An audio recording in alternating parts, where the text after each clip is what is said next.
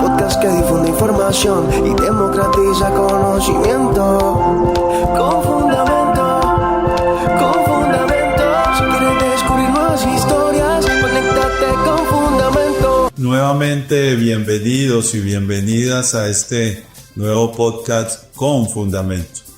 Hoy nos acompaña Roberto Carlos Cotes. Roberto creció en las comunidades Seipurí y Yimaí y actualmente reside en Nausímaque. Es la capital administrativa, la capital espiritual de los pueblos arhuacos. Es un estudiante de licenciatura en Pedagogía de la Madre Tierra en la Universidad de Antioquia. Es una carrera bien particular y bien interesante.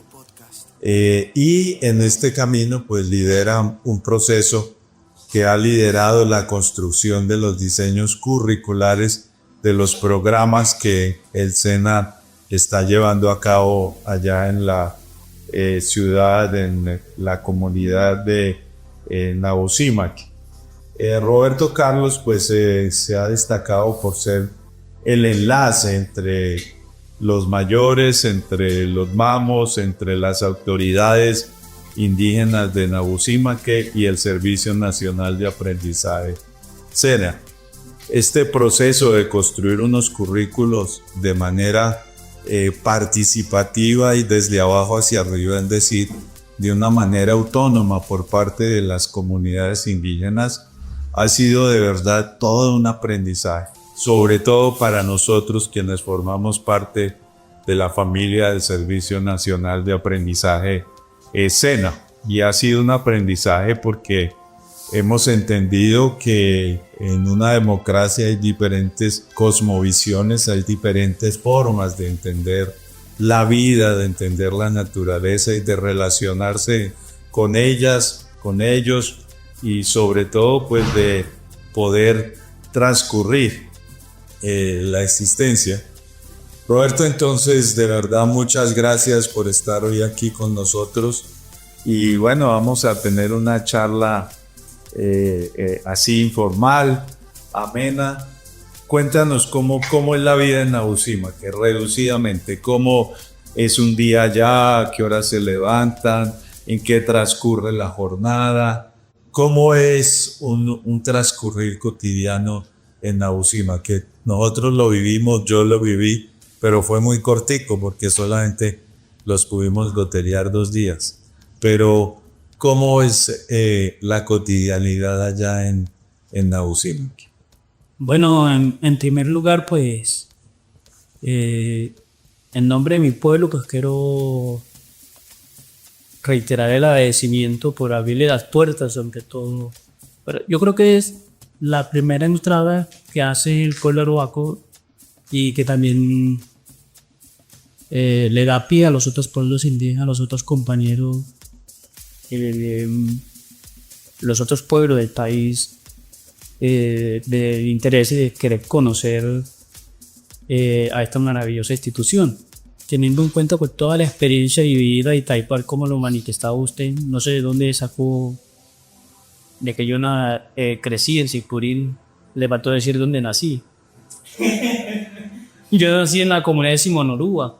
Es una comunidad sentada en la cabecera del casco urbano de Pueblo Bello. Y en algún momento, pues, mis padres, pues, dentro del proceso de la apuesta territorial que tienen nuestros mayores, nuestras autoridades y los mamos, en búsqueda de la recuperación del territorio, se ubicaron por la comunidad Securí, entre Securí y Jimaí aproximadamente, y por ahí.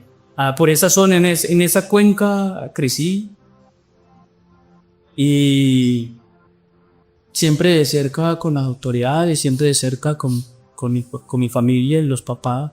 La primera educación pues empieza desde casa y bueno, agradecerle también a los padres de uno que de alguna u otra manera pues han sido el apoyo de uno para uno seguir creciendo de alguna u otra manera, acompañando las sortilladas y todo el tema.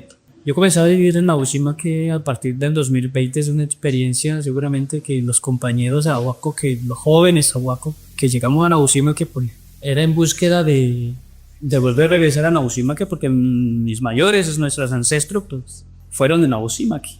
Incluso desde antes de la llegada de la misión capuchina, estaban ellos en Nabucima que, como el nombre ve, dice. Y en el 2020 pues comencé como de lleno en el acompañamiento a las autoridades, de lleno al acompañamiento a los MAO, en distintas comunidades. Pues yo también me abrió como la oportunidad de poder conocer otras comunidades del pueblo arhuaco, porque es como uno estar aquí y uno no conoce de por cuántos barrios está constituido la ciudad de Bogotá. Al casco urbano de Bogotá, ¿cierto? No se pasa lo mismo. En el pueblo arhuaco uno le dice, no, son 662 asentamientos arhuacos en el territorio, aproximadamente de 55.000 a 60.000 arhuacos en el territorio, y uno no los alcanza a conocer todo, y porque uno se ubica en una sola comunidad y uno sale, y creo que este proceso también me llevó a poder compartir con las otras autoridades, con otras comunidades, personas de otras comunidades, y creer de que es posible hacer liderazgo acompañado con los compañeros del territorio. Y hacer liderazgo pues es como cuando te dice vamos a recoger basura, pues usted empieza a recoger primero, ¿cierto? Y tiene que ser el motivo, pues el que lidera, pues tiene que ser el ejemplo de los demás. Tiene que iniciar también, no solamente volverse al de que manda, vaya y haga, mira qué hay que hacer. Entonces, ¿cuál es el rayo de acción de las acciones de uno? Y bueno, en ese orden, pues yo me radiqué en Nabucima y compañeros de Nabucima que en ese proyecto conocí a mi compañera, tengo una hija. Y yo creo que existe una particularidad diferente con relación a la pregunta de Nabucima y en la parte baja del territorio. Hay una particularidad porque en la parte arriba hace frío, ¿cierto? Entonces, si uno tiene resfriado, si uno sufre de pronto que se aprieta por el frío, alguna cosa, pues uno está dispuesto a estar madrugando tanto, ¿cierto? Pero por lo común, nuestros mayores hace parte como de la educación propia también, el hecho de levantarse tipo 3:30, 4 de la mañana. Puede que uno no lo haga repetidamente, pero de vez en cuando hay cosas que adelantar, pues no hay que madrugar. Lo que no podemos decir si el café incide mucho, porque nuestras mayoras y nuestros mayores apenas se levantan, prenden el fogón y el primero que monta es el café. El primero que monta es el café. Porque uno nunca sabe quién va a llegar temprano, que llega temprano. Hay que tener el café listo, ¿ve? Y el café pues también hace posible como la comunicación y como la confianza de la gente. Y mucho pues lo que se dedican en el tema de agricultura, de sembrado, pues, nuestros mayores y todo, pues las comunidades arhuacas pues se dedican a hacer marney, que le llamamos nosotros marney, cuando hay que ayunar todos los días. Y eso tiene que ser parte de la costumbre y de las prácticas propias de la comunidad. Hay que hacer marney para que las cosas fluyan bien. Hay que hacer marney, le dicen los mayores, hay que hacer marney para que las cosas caminen bien. Hay que hacer algún trabajo tradicional en marneco para que las cosas fluyan de la mejor manera. ¿Pero qué es el marneco? El marneco es un acto cuando uno recién se levanta, ni si el caso tal, ni se aguada la se va derechito, levantándose y corriendo de una vez, como hacen actividades, oficio, cualquier oficio diario, ¿cierto? Y muchas personas aún lo hacen. ¿Y no desayuna nada o desayuna después? Ayunar. El marnay que es ayunar. Ayunar, correctamente. Correcto. Entonces, incluso la mayoría dice, no, uno hay que bañarse antes de 3:30, 4, mismo de las 3:30, 4 hay que estar bañado. Y dicen, hay un espíritu que en la lengua, no sé cómo se llamará en la lengua occidental, el espíritu que se llama Yesawa, que pasa a esa hora. Entonces uno, pues, todas las impurezas que uno tiene y de pronto las distintas energías que recibe uno durante el día, y durante la noche, pues hay que se baña rápido para que en la madrugada para que el desagüe se lo lleve. Entonces los mayores practican, pues la comida arhuaca, pues la gente pues practican eso. Pero creo que muchas de las veces pues tampoco nos vemos como en la obligación de hacer esas cosas porque, bueno, hay distintas cosas que suceden dentro de la comunidad. De pronto el cambio de tipo de alimentación no puede ser distinta a otra cosa, porque la gente que sufre de depresión, de algún tipo de enfermedad, pues no se va a ir a bañarse temprano, porque después se va a complicar más, entonces va a ser otro problema. Entonces, y eso hay que entender de que de que de alguna u otra manera la cultura ha evolucionado, ¿cierto? Porque anteriormente, pues si hacían ese ejercicio de ayunar, muchas veces ya no se hace eso, si ya no se hace porque en alguna manera ha evolucionado a no hacerlo. Y se dedican a otra cosa. Entonces creo que, por ejemplo, la gente que no tiene ningún nivel académico, ni siquiera en la básica primaria, son los que llevan esos principios. Y desde ese sentido, satisfactoriamente, el trabajo que se ha llevado con el Servicio Nacional de Aprendizaje y Recordation. Entonces se levantan, hacen el Marneik, algunos, otros no, trabajan. Este domina bien. Trabajan, después ¿a qué horas? Después almuerzan, no almuerzan. El desayuno nunca falta, el guineo no puede faltar. Guineo. Con una huevo que no coma guineo no es arhuaco, man. De acuerdo. Uno se viene por acá, uno extrae el guineo. Un pescado, un pedazo de carne, un huevo frito, un pedazo de queso, ahí hace falta el guineo. El guineo, o no solamente el guineo, sino también el bastimento, la yuca, el guineo, la uyama. Es como el alimento transversal. Ese no falta en el almuerzo, en el desayuno, en la comida. Correcto. ¿A qué hora se almuerza? Más o menos. Menos si en el caso mío, yo personalmente de 12 en adelante tengo hambre. Pero no por lo general acostumbrado a mediodía, pues de 12 a 1:30, pues la gente está almorzando. Y se acuestan. Hay gente que le así duerme. Eso me di cuenta porque en la visita que hicimos estuvimos con el mamo hasta la 1 de la mañana. Y después me dijeron que a las 4 pasaba seguramente Yesagüe y me levanté otra vez a las 4. Entonces, y ustedes tan tranquilos como si nada, no duerme. ¿Es así continuamente o era solo porque? Los mayores, no, yo creo que eso se va naturalizando y es un tema que se hace parte como la costumbre, la cotidianidad de la comunidad, de los habitantes como arhuaco, que de trasnochar, de casi no dormir. Por ejemplo, en la noche, por ejemplo, después se acabó el día, ya se oscureció y en la noche pues lo que los mayores hacen, si son más, pues consultar, o si son mayores, pues todo el día estoy trabajando en la huerta o alguna otra actividad.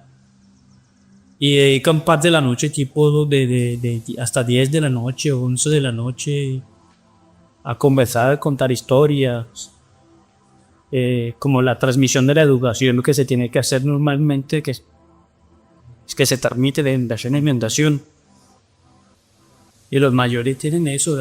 Yo voy a visitar a algún mayor y se me ocurre quedarme en esa casa. A las 3 de la mañana ya están haciendo levantar a uno. Claro, ¿y qué pasa? Ustedes se deben de cierto. Hay costas.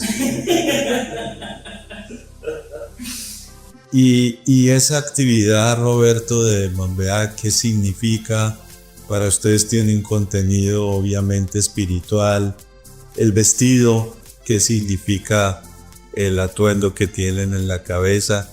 Esos símbolos son importantes conocerlos, pues, para los que no tenemos esa posibilidad de entender todas esas formas de vida, de existir. Cuando uno escucha a los maos y a los mayores, las autoridades, las mayoras, se dice con Sam, ¿no es esto? Entonces en la lengua nuestra, bueno, y uno traduce Kunsamo. Yo he escuchado muchas veces la traducción del lenguaje Kunsamo. Y una traducción mal traducida podríamos decir historia. Pero historia no abarca la fundamentación de ese término en la lengua propia. ¿Cierto? Entonces Kunsamo dicen espiritualidad. Y si uno lo analiza, tampoco. Kunsamo es tradición, no, tampoco es. ¿Cierto? Entonces, más allá que la historia, que tradición, en esos Kunsamo pues están radicados los principios nuestros de toda forma de dinamizarnos nosotros como el huaco.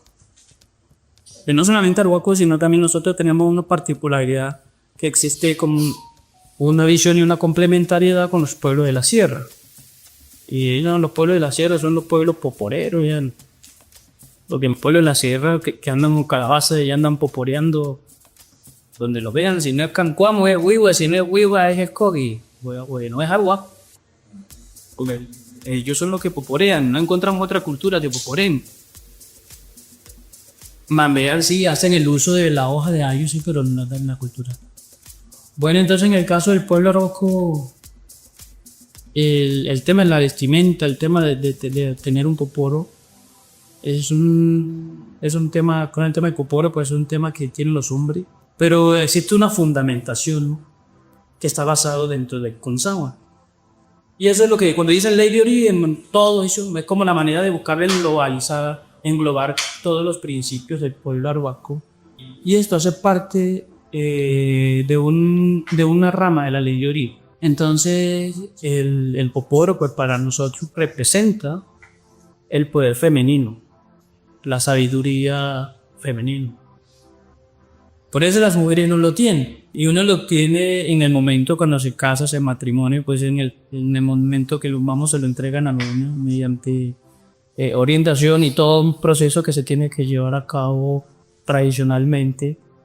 Uno está acostumbrado a los bonachos, nosotros le llamamos bonacho a ustedes, o hermanito menor. No, que tal día hay un casamiento, el casamiento sí fue 15 minutos, fueron 15 minutos. En la cultura nuestra, no, si el casamiento va a demorar 8 días, 15 días, 2 meses o 3 meses, pues esa es de acuerdo a la habitación que diga los mangos. Entonces, en ese proceso, se hace el acto de unidad con la pareja, y en ese proceso, pues a uno le entregan el toporo y la hoja, la hoja de ayo, y la ambira, que nosotros le decimos yuan. Dice dentro del Kunsamo, pues nuestros mayores nos dicen, la frase del Kunsamo, pues nos dicen que alguna vez esto fue, antes de la existencia de nosotros existían como personas, ¿cierto? Fueron mujeres sabias, y por eso hay un cerro cerca de Nausima que dice, no, de tal cerro, el cerro Subcácoro, por ejemplo, ella nos representa el poder femenino. Allí se guarda, se conserva los principios, el poporo. Entonces, pues, el trabajo que se orienta a través de Man, pues, está basado en todos esos principios. Y creo que es lo que nos constituye y también nos da identidad. Hay una combinación fuerte aquí, por ejemplo, una tiene un poporo, por ejemplo, el poporo pudo haber producido en la huerta. Uno siembra 2-3 matas del yogaguro y listo, entonces ya lo produce, pero en el momento de uno tener el poporo, o cuando uno ya es experto en poporear, o ya está autorizado para poporear, o de hacer el uso del yoguro prácticamente, entonces de hecho uno solamente tiene el poporo, el calabazo pues entonces uno no tiene todavía la posibilidad de poporear. Entonces los mayores, las comunidades arhuacas, los hombres, estamos obligados a bajar al mar, porque tenemos que ir a recoger las conchitas de mar, porque es lo que tiene fortentes. ¿Cierto? Entonces, por ejemplo, viendo que están cerca de la comunidad, cerca del mar, hay comunidades cerca del mar, Pueden tener sierra, pero los que viven en Nabucima, que los que viven en las partes altas de la sierra, tienen que echarse un viaje allá al mar a buscar las conchitas y después traerlo a la sierra y hacerle la preparatoria, saneamiento para poder consumirlo y poder procesarlo. Bueno, puede que yo tenga eso, pero si no tengo una mata de ayo, estoy en la necesidad de decirle a alguien que tenga ayo que me consiga un preste o me venda. Claro. Aunque el ayo no es comercial para nosotros, pues no. Pues entonces, todo eso pues representa la energía femenina, el ayo, las conchitas de mar, el fósforo. Pero dentro de eso, pues este palo que ven aquí es lo que representa lo masculino, ¿no? ¿Cierto? Entonces, el hecho de tener este fósforo, el palo ese con el fósforo, pues es un acto de unidad en el momento que cuando uno ya se casa, listo, y a partir de ahora ustedes son parejas y ustedes son responsables de su acto, de cualquier de la actitud de diferente, no. En fin, dentro de la comunidad, todo el comportamiento que hay que tener dentro de una comunidad. Yo creo que eso todavía está corto de lo que le acabo de decir. Si yo comenzaría a decir toda la fundamentación de la vestimenta, tiene todos unos principios. Por ejemplo, usted llega a la sierra, pues puede ver personas de la comunidad arhuaca, hombres arhuacos, vestidos de diferente, no de diferente manera, de igual manera, pero algunos no tienen colores. Por ejemplo, hay las tarbayas, algunos no los tienen, algunos sí. Dentro del pueblo arhuaco, pues nos definimos por linaje. Entonces hay unos linajes que muchas de las veces, pues eso puede estar dentro del desconocimiento a la nueva generación. Creo que eso hay que apostarle también de que si es posible de que cada persona, cada joven de la comunidad, hacer su investigación a qué linaje pertenezco yo. Tanto de lo que se hereda, de la línea maternal y paternal. No existe diferencia, no es que la mujer sea superior al hombre ni el hombre superior a la mujer. Entonces, yo creo que también es un tema que se tiene que impulsar y eso hace parte como de la...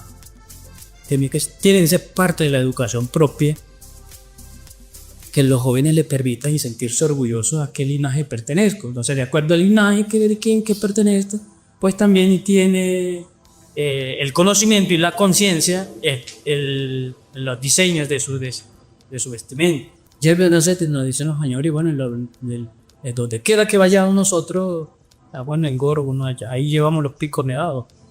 Oiga, y yo creo que en algún momento vamos a quedar sin gorro, porque los picos nevados están bajando, están desapareciendo. Eso precisamente, y pues lo blanco, pues la pureza, la transparencia. Roberto, ¿y tú crees que esa educación que se da primaria, muchos que salen a hacer sus estudios universitarios, la posprimaria, eso ha incidido en alguna manera en la cosmovisión que ustedes tienen o se conserva? ¿Cómo se manejan esos dos ejercicios culturales? La educación en el pueblo arhuaco, el hecho de que yo hable la lengua mía, la lengua propia del pueblo arhuaco, es porque ha habido una educación propia en el territorio que además ha sido reconocida.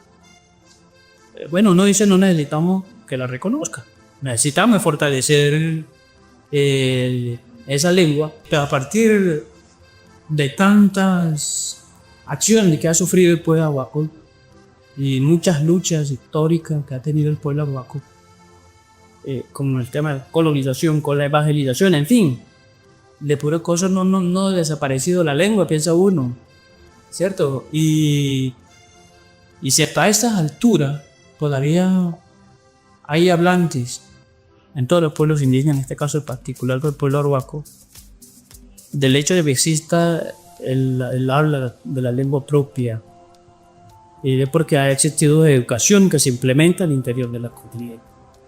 El hecho de que exista arhuacos que visten con sus atuendos tradicionales, su gorro, el uso de poporo, el respeto hacia ellos, sobre todo la mochita y el respeto sobre los principios de ellos, porque cada uno de ellos pues están contemplados, tienen sus dueños, tienen sus padres y madres espirituales que representan y que cuidan y velan por los principios de cada elemento que usamos, ¿cierto? Entonces, de una u otra manera, pues, se ha ido como teniendo como esa educación propia. Y yo creo que la educación propia está más basada y está más aterrizada en aquellas personas que jamás han ido a una institución educativa. Aquellas personas que están dentro del territorio y su pedagogía ha sido el territorio. Por ejemplo, aquellos que se preparan para mamos. Hay mamos que ni siquiera no leen, no escriben, pero son capaces de poder resolver un problema que un estudiante, un profesional no resuelve, por mucho que haya estudiado. Entonces, bueno, esas son la educación propia. Por ejemplo, aquellas personas que de alguna otra manera nunca saben leer, escribir, pero el proceso dentro de la comunidad, enfrentando distintas luchas, muchas veces desconociendo las intenciones externas, y en algún momento llega a ser autoridad, bueno, mal llamado, se llaman cabildo comisario, porque es un nombre no arhuaco, es ese término. El cabildo comisario, pues espiritualmente, los mayores sí existen, ¿cierto? Pero la denominación del nombre del cabildo y comisario, pues no es, Sí. pues es occidental, pues. Cabildo, claro, cabildo. Y comisario es comisaría, ¿cierto? Entonces, se lo verá el adoptamiento, pero en algún momento pues se tiene que analizar y cuál es el nombre real que corresponde a lo que ejercen esa figura. Y la gran problemática con la educación occidental no es nuevo. Como usted bien se conoce la historia de Colombia, te recuerda que la educación, bueno, usted que es mayor que yo, cuentan los mayores que anteriormente pues la educación no estaba en manos del gobierno, no existía el Ministerio de Educación, estaba basado a través de la Iglesia Católica. En aquel momento, pues, cuando los mayores, pues, en vista de la llegada de los capuchinos al territorio, cerca de la sierra, por ejemplo, en el Castro Urbano de Pueblo Bello, hay una iglesia católica en Valledupar, alrededor de la sierra hay una cantidad de iglesias católicas, pero es entender que para poder llegar a construir una iglesia cerca del territorio como eso, pues hubo una gran exterminación de pueblos que estaban alrededor de la sierra. Por ejemplo, dicen todo lo que es la parte baja de la sierra, por ejemplo, lo que hoy es el Valle, Valledupar, una población indígena de los tupes que vivían por toda esa zona, ya no existen, fueron exterminados. Y fueron exterminados en el tiempo de la colonización y buscar la manera de cómo organizar, de cómo cambiar el pensamiento indígena y como nos llamaban salvajes. Incluso todavía en Colombia hay gente que nos llama salvaje. Entonces, la educación, bueno, nos cuentan los mayores que alguna vez, en vista de todo eso, salió una comitiva desde Nabusimaque a Bogotá a traer un comunicado, una carta para dedicarla ante el gobierno, solicitando de que necesitamos aprender a hablar castellano. No se conocieron esos arhuacos que vinieron, esos mayores en su momento, si no hablaban ellos aún el castellano, el español no lo veo. Pero seguramente imagino que querían algún aliado, algún bonache aliado que le ayudara a redactar, para que vinieran y presentaran eso aquí en Bogotá. Y cuenta la historia que tardaron 6 meses en volver a repesar, volver a llegar. Ya llevan 4 o 5 meses, los familiares, los bebés lo dieron, quizás se lo no sé si recuerda que en Colombia existían prácticas de canibalismo. Sí. Si no se lo comieron, pues se murieron de hambre, se lo comió el tío, se lo comió y ya tanto tiempo no llega. Y a los 6 meses llegaron y por poquito que le hacen la mortoria, son mayores. Y a raíz de ahí pues se oficializa la llegada del inicio capuchino en Nabucco, creo que está en la historia, en los escritos, pues dice a partir del año 1916. Pero es de entender que los capuchinos, los curas, los españoles, ya estaban muchos años antes. Y a partir de ahí pues comienza la evangelización. Pero yo creo que los arhuacos, los mayores en su momento no pensaban lo que iba a suceder con él. Yo no creo que al comienzo lo hayan tratado tan mal, porque fueron alrededor de 60 y algo de años, 66 años creo que dice la historia, los españoles, la misión capuchina radicada en el territorio de Jaús. Y pues producto de eso, pues el hecho de que haya muchas personas dentro del territorio arhuaco que no hablen la lengua, que no usen la vestimenta, pues es consecuencia de todo eso. Según la educación que impartían ellos, pues, nos dicen los mayores, son 3 áreas que impartían, que era la Biblia, aprender a rezar, el lenguaje y la matemática, porque con eso sabían que podían dominar y como la cultura arhuaca comenzaran a olvidarse de su propia cultura, de su propia práctica. Pero más allá de eso, no solamente era, no, porque yo quiero, no, bueno, muchos mayores, todo el que se oponía eran maltratados, incluso cuentan los mayores, fueron cazados con perros. Y al final que los sacerdotes, los curas, los capuchinos se volvieron dueños de todas esas tierras. Es cuando usted tiene una finca y en la finca ponen a alguien que le llaman capataz, ¿cierto? Es el que supervisa si estás trabajando o no estás trabajando, Sí. ¿cierto? Pues en su momento pues puede que el hombre haya sido utilizado para eso, pero también una presión por parte de los capuchinos, porque eran órdenes de ellos. Y todo lo que producía la comunidad arhuaca, pues una parte tenía que entregarlo a ellos, a la misión. ¿Qué producían? Bueno, dicen los mayores, lo que se producía, todo lo que es Nabucco, el trigo, Uh-huh. harto trigo, frutas como el lulo, mora, producían buen cebollín, ajo. Uh-huh. En la parte baja de Nabucco, que de ahí para, bueno, el maíz, frijol, por el lado de la zona oriental, por el lado de Donachuy y Sobromiden, producían buena caña, panela, y eso no está cerquita de Nabucco, que eso está produciendo casi un día de camino. Uh-huh. Y entonces todo eso tenía que entregárselo a los españoles, a los capuchinos en su momento. Y creo que en la historia, a pesar de todos los conflictos que han sufrido los pueblos indígenas, el pueblo arhuaco también, el maltrato hacia los indígenas fue fuerte, y esa era la educación impartida en su momento.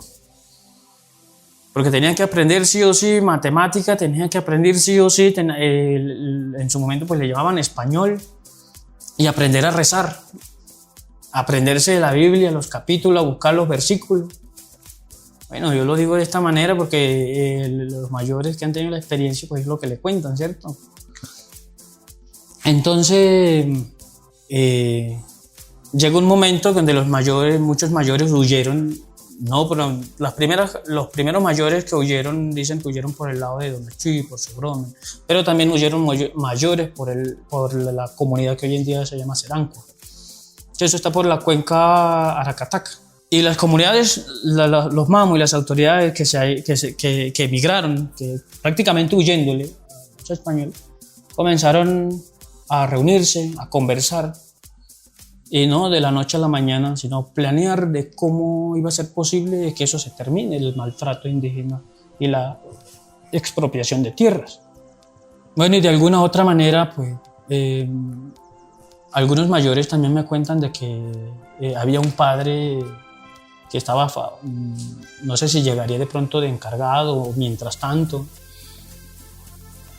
Siempre mencionan al padre Javier, no tengo mucha referencia de él, pero siempre he escuchado a los mayores, ¿no? El padre Javier se puso del lado del pueblo arhuaco y comenzó a hacer entrega de espacio que le corresponde al pueblo arhuaco. A partir de ahí, pues el pueblo arhuaco, bueno, sobre todo, pues, me imagino esos mayores tuvieron que haber trabajado fuertemente la espiritualidad. Si usted se da cuenta de todos los pueblos de la sierra no usan armas, no tienen armas. De pura cosa, el arma será el calabazo y el palo. Sí. ¿Cierto? Pero el fuerte de eso es la espiritualidad. Los mamos dicen, si uno pierde la lengua propia, está expuesto a perder los principios de alguna otra manera. Porque la lengua que hablan los pueblos en su territorio es la manera de poder entenderse con el territorio también. La lengua que uno habla donde uno está, pues el lenguaje del territorio también.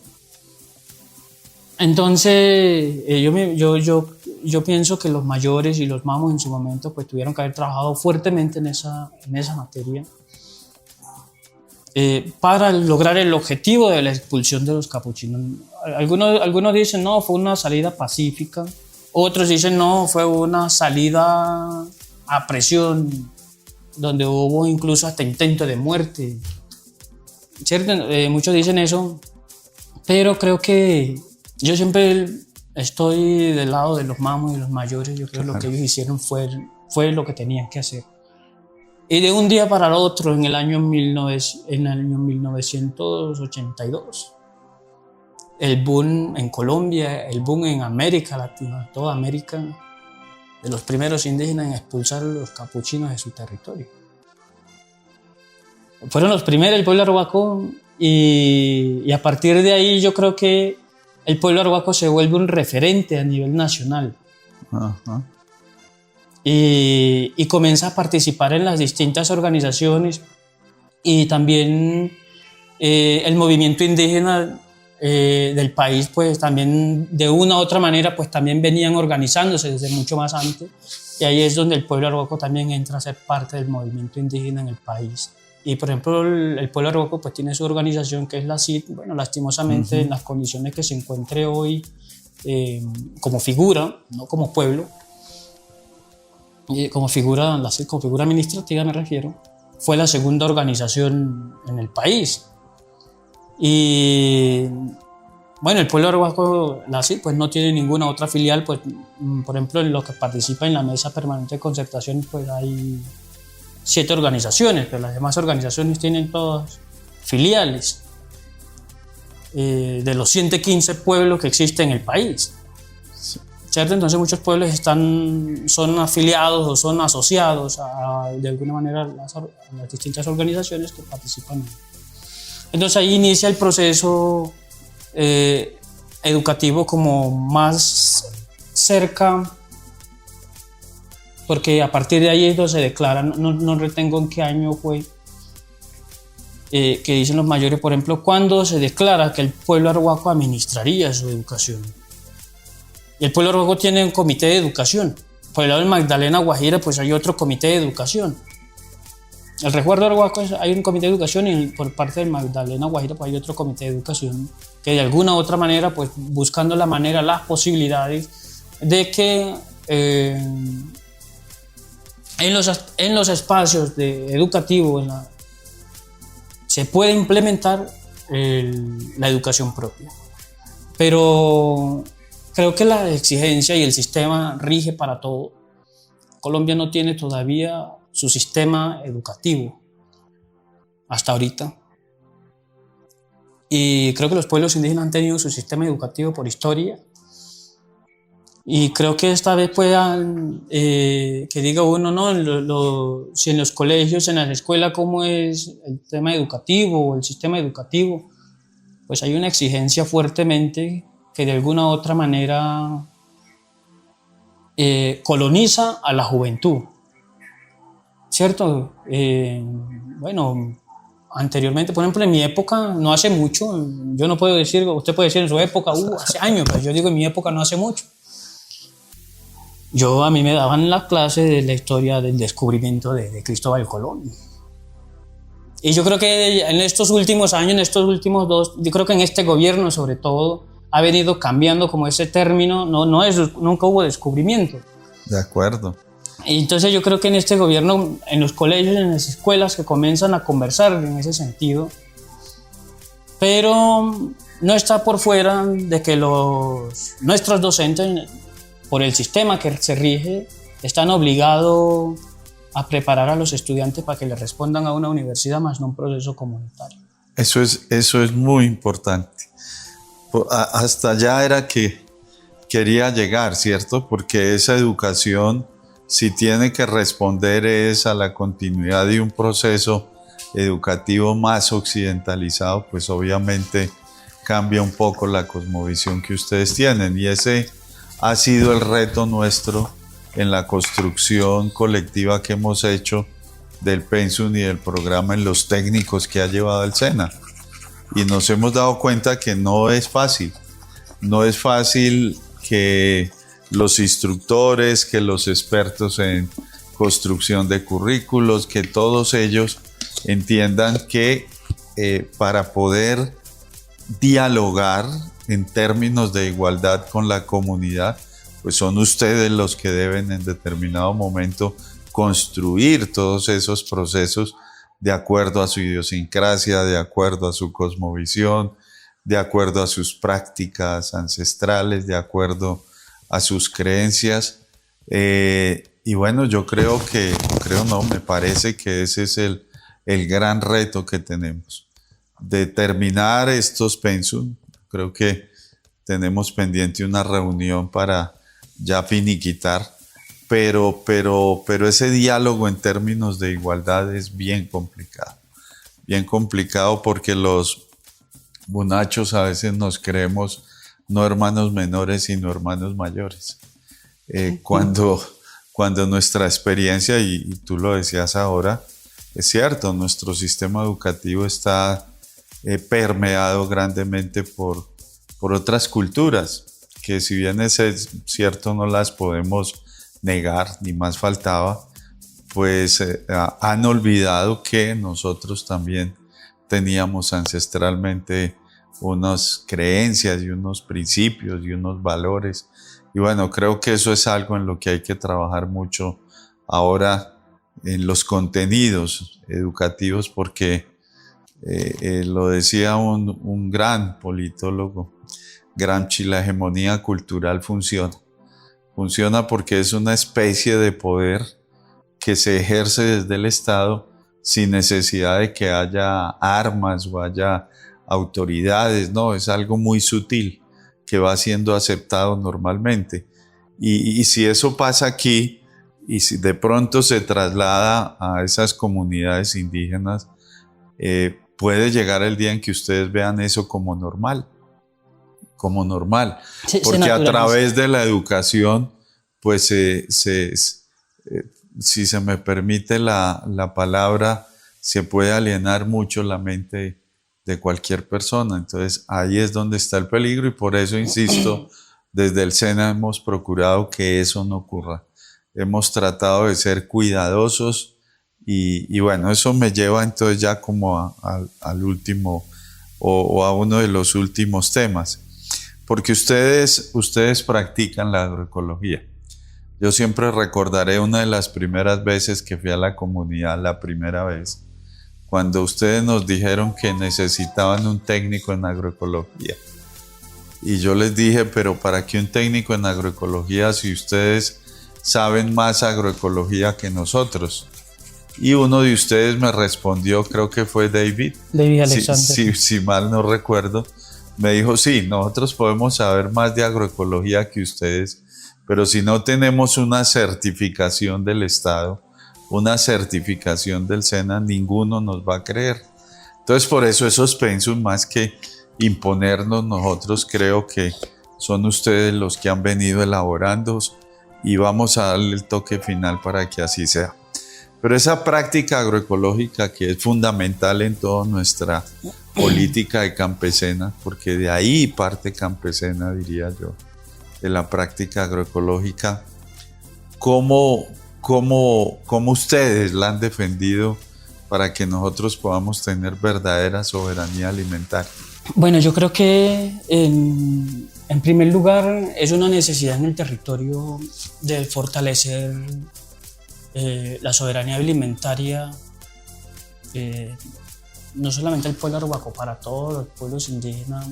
Pero en este caso, como estamos llevando a cabo un proceso con mi pueblo, que es el pueblo arhuaco. Perdón, o la autonomía alimentaria, porque para ustedes los indígenas me recordaba a alguno de los instructores arhuacos, soberanía, el derecho que tenemos a alimentarnos de lo que forma parte de nuestro contexto, pero ustedes han sido también identificados como ese proceso de autonomía alimentaria.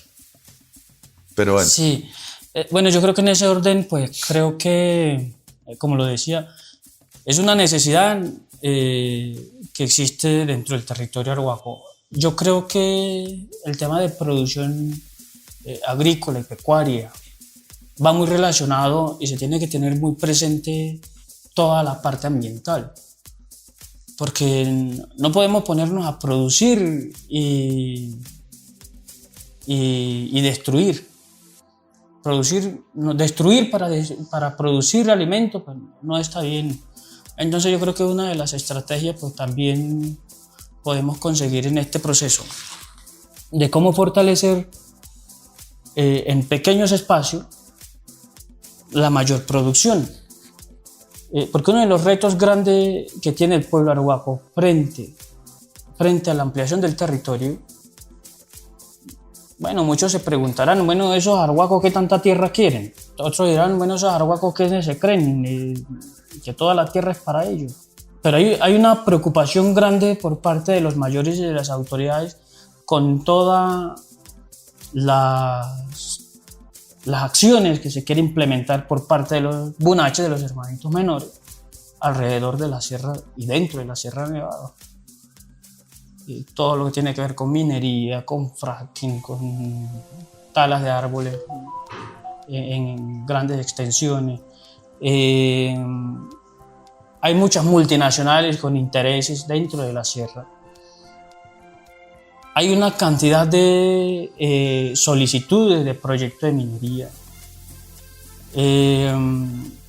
Bueno, y también este gobierno también ha favorecido esa parte porque ha favorecido el pueblo arhuaco porque hay una cantidad que están retenidas, que no se puede hacer.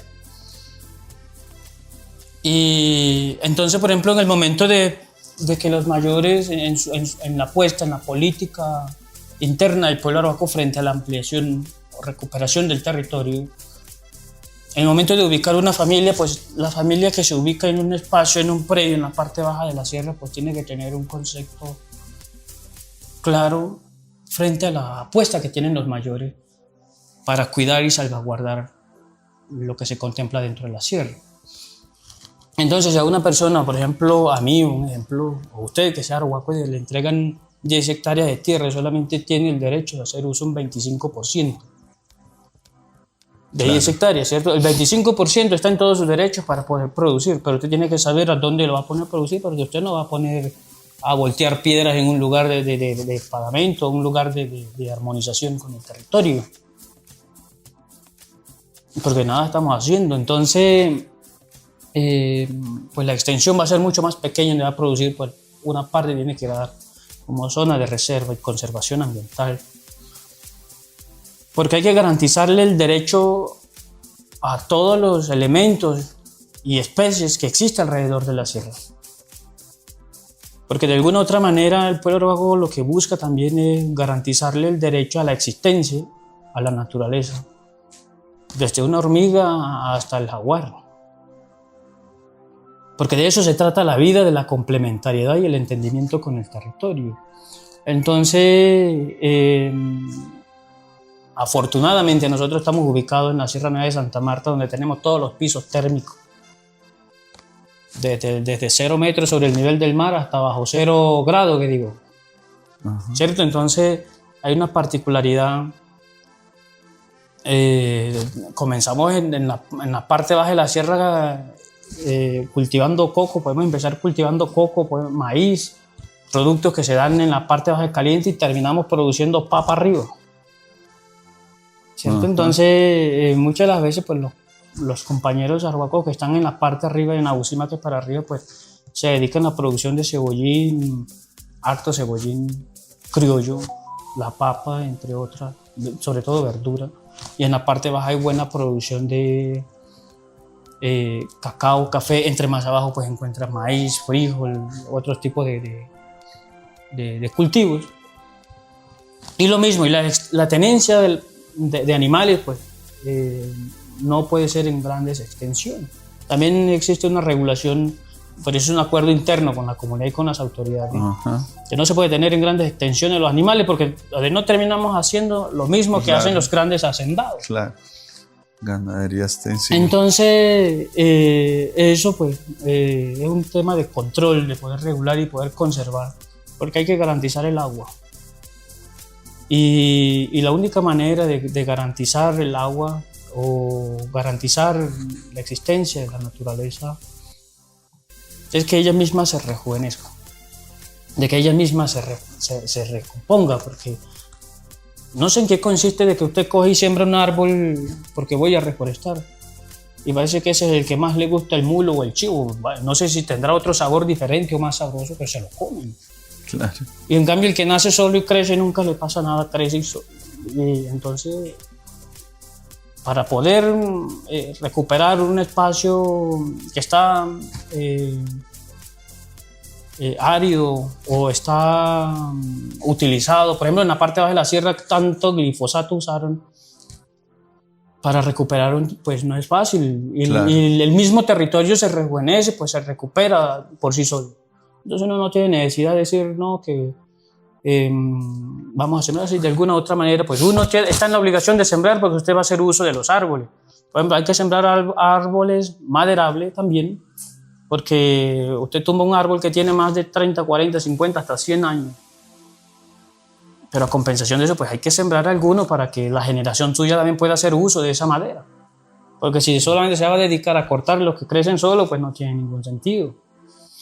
Entonces esa es la gran lucha frente a la conservación y protección de la Sierra Nevada, y en esta misma línea creo que hay muchas cosas que conversar con las mesas sectoriales de las grandes empresas hoteleras que están alrededor de la sierra.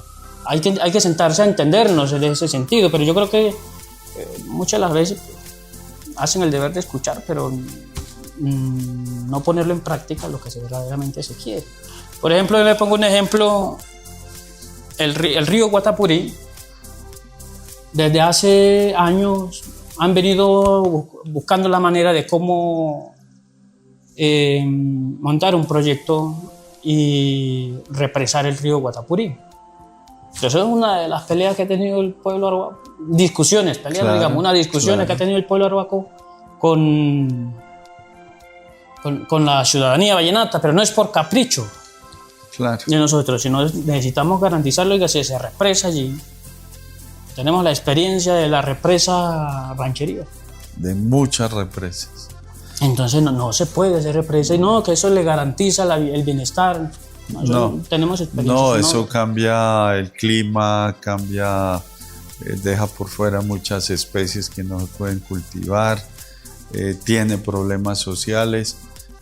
Bastantes personas han escrito sobre el tema de las hidroeléctricas y nosotros en Boyacá, por ejemplo, tenemos el caso de Chivor, cómo hubo un desplazamiento de tantas comunidades, cómo el microclima se cambió, cómo muchos productos que se sembraban en esas tierras dejaron de Ese es el desarrollo de los bonachos. Claro, eso pero no sé, un desarrollo para atrás, no sé cómo era eso. Sí, es progreso, no tanto como el desarrollo, pero bueno. Bueno, Roberto, y pues aprovechamos hoy también para felicitarlo por esos 28, 29 años. 29 años, es un joven todavía. 1997. 1997. Bueno, felicitarlo y desearte larga vida llena de salud, de amor y de ese espíritu que a ustedes los arropa y los cobija. No sé si ya para terminar quisiera regalarnos un mensaje del pueblo araco para quienes van a ver y escuchar este podcast. Bueno, sí, en primer lugar, pues, yo quiero agradecer también un poco no, creo que bastante, el aprendizaje que uno ha venido teniendo con esta institución y también conocer como un poco de la historia de esta institución. Y uno revisa el inicio de esta institución o a mitad del proceso de esta institución como el SENA. Es una institución creada, la base, la fundamentación de la institución como el SENA, el Servicio Nacional de Aprendizaje, para preparar personas jóvenes para que trabajen, para que tecnifiquen, para que trabajen mejor, para preparar personas de calidad. Y creo que la institución como tal, esta vez flexibilizando todo lo posible, todo lo que se ha venido haciendo, mirar la posibilidad, que no solamente sea para capacitar o potencializar trabajadores, sino potencializar y capacitar personas, por ejemplo el pueblo arhuaco, que se sientan en condiciones de conversar con cualquier institución frente las realidades del territorio, frente a la defensa y la protección del territorio. Yo creo que a eso hay que apostarle, yo creo que buscamos eso. Y yo como estudiante de la licenciatura en Pedagogía de la Madre Tierra, espero ser, y voy a ser la quinta promoción, porque hago parte de la quinta corte. Y creo que he tenido la oportunidad en esta carrera de conocer muchos compañeros indígenas de otros pueblos. Lastimosamente hay una cantidad de contradictorios a la carrera, incluso hasta demanda tiene la carrera.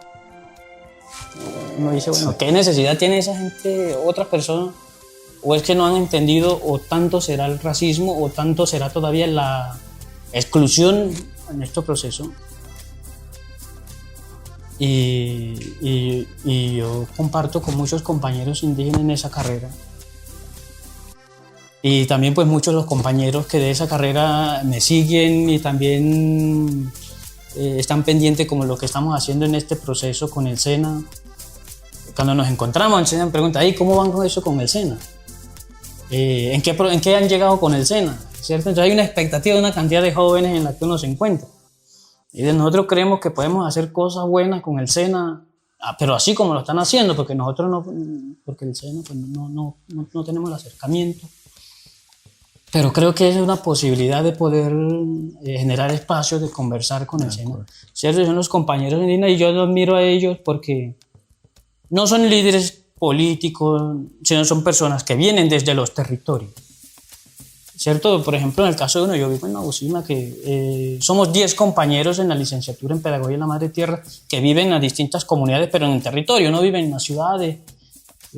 Porque así podemos ver en muchos pueblos que nos salen los compañeros del territorio, se van a prepararse y se nos colonizan y se preparan y posiblemente llegan a los territorios a imponer conocimientos adquiridos. Correcto. Entonces eso es lo que no queremos que suceda y creo que la licenciatura pues le apuesta al fortalecimiento del movimiento indígena en el país.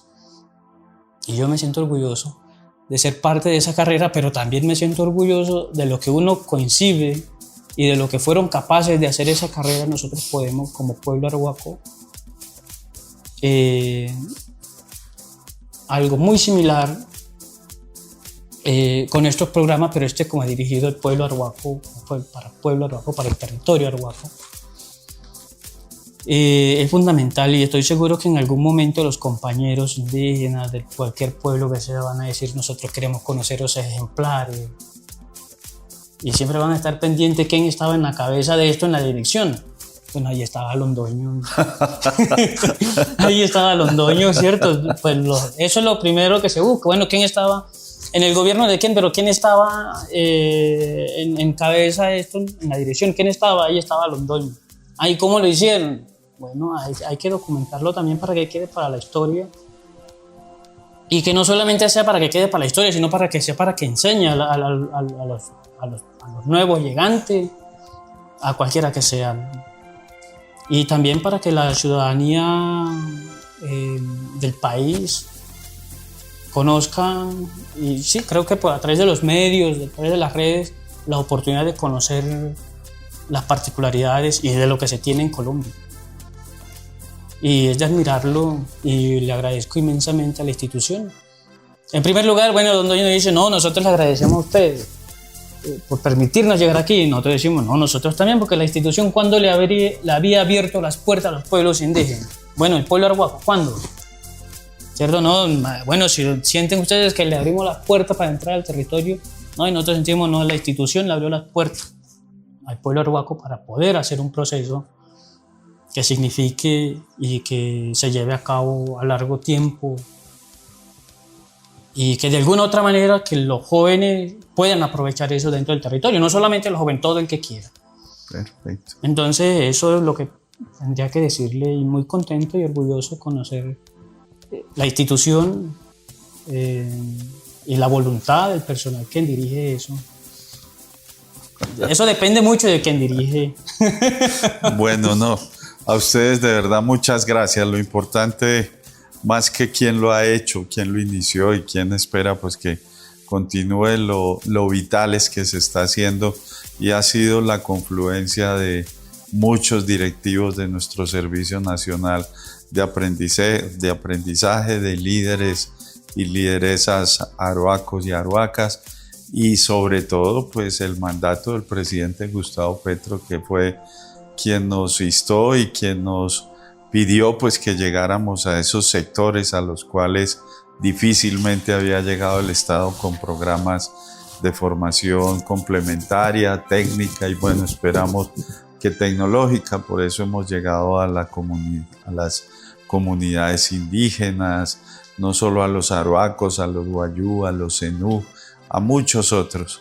Y bueno, prueba de que hoy por hoy los indígenas y las indígenas son ya no un sector ninguneado, ignorado en el ostracismo, es que tienen una candidata a la vicepresidencia de la República. Así es. Como representante de ese sector del país. Nos parece que eso ya en términos sociológicos, políticos, antropológicos, como ustedes quieran llamarlo, es ya un hecho bien significativo. Eso hace algunos pocos años era impensable, como era impensable que una negra fuera vicepresidenta de este país. Sí. Hoy todos esos sectores pienso que empiezan a tener relevancia, empiezan a tener importancia, y es un justo reconocimiento a toda esa historia, a todo ese Kumsamú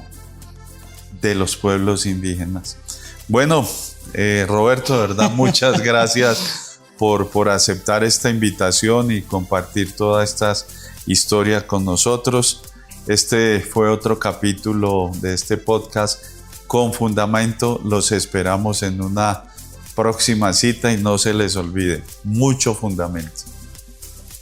Esto fue Con Fundamento, un podcast de Jorge Eduardo Londoño Ulloa. Gracias por acompañarnos y mucho fundamento.